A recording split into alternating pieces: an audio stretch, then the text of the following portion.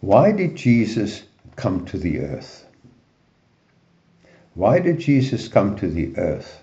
Well, in fact, Jesus answered that himself, saying to us in John 10:10, I have come that they may have life, and that they may have it more abundantly. Now, when God created mankind, us, he created us in his image and likeness, and we obviously had life.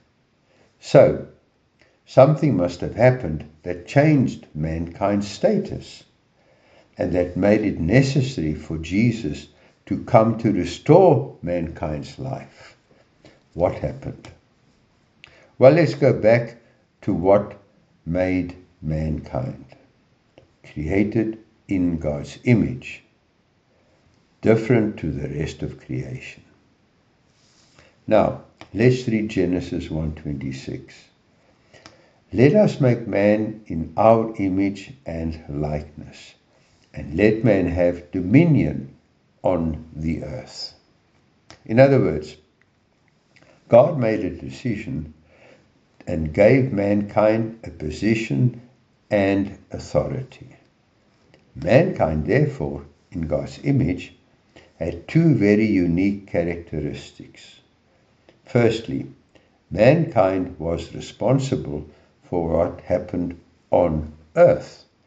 Secondly, mankind was given dominion on the earth, position and authority, thus putting the responsibility of what happens on earth into mankind's hands, not into God's hands.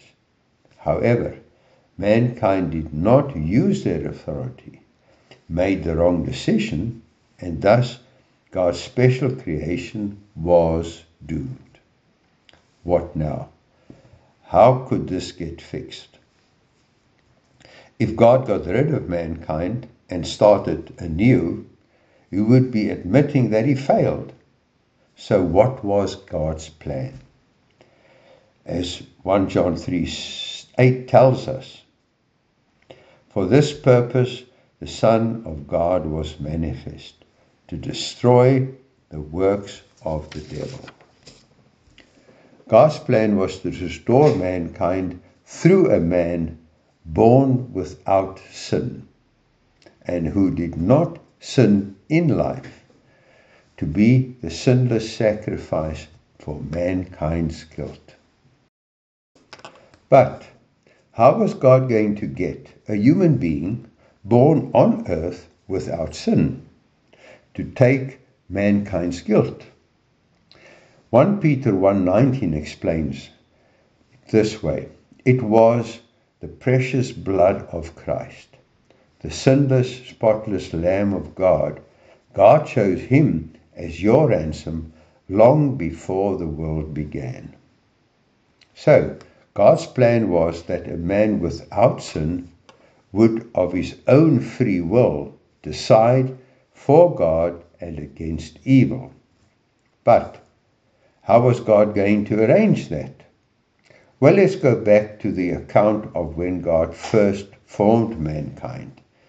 In Genesis 2:7.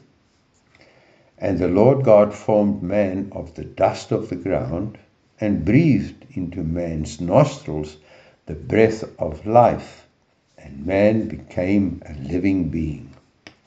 In other words, God breathed spirit life into an earth body. And at the same time, God made mankind male and female. Why? Well, what is the difference between a man and a woman? Not in character, but in their physical makeup. Man gives or plants the seed of life. Woman merely carries that seed.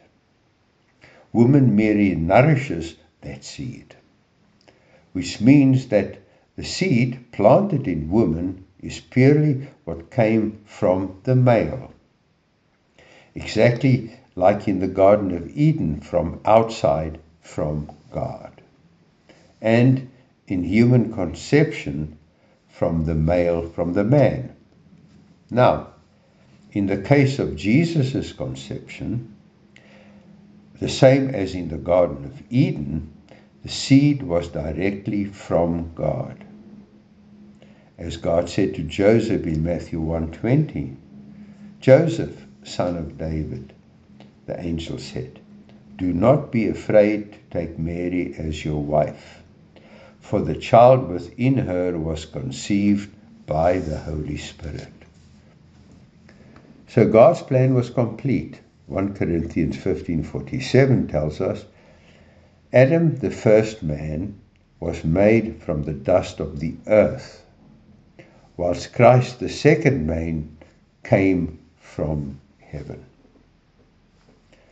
But why did Jesus come to the earth? Well, 1 Corinthians 15:45 tells us, the first man, Adam, became a living person. But the second Adam, that is Christ, is a life-giving spirit. In other words, Jesus was born without a sin nature, to live a sinless life on earth, as mankind was meant to be in the first place. And therefore, Jesus could give his life without sin as a sinless offering on our behalf.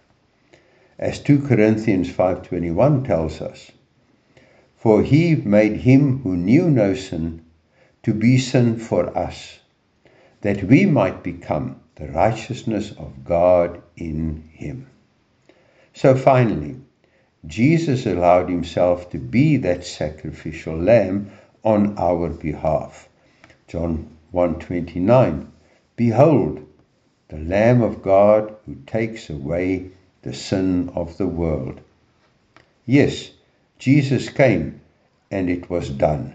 John 3:16, "For God so loved the world that he gave his only begotten Son, that whoever believes in him should not perish, but have everlasting life."